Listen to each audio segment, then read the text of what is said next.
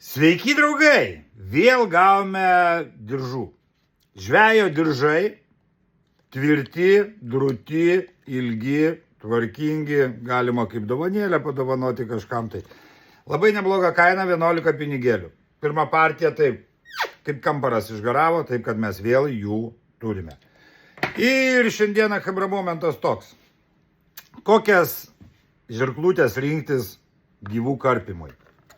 Patarimas. Pasižiūrėkit, čia nors ir iš dviejų, bet jos yra su dantukais. Žiauriai gerai karpo. Aš asmeniškai naudoju jau antrą sezoną, tas pačias neatšimpa. Prestonas. Prabanga, 15 su kapeikom. Turime Atorą. Žirklutės iš 3. Dveji ašmenys iš šonų su dantukais, per vidurį paprasti ašmenys. Kaina 8 pinigėliai, taip kad variantas tikrai geras.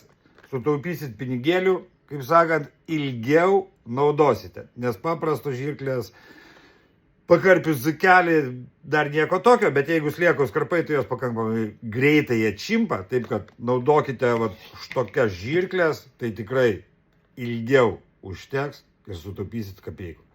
Tai va, draugai, viską rasite žvejokelias.com arba Kaune Veiverių 51A.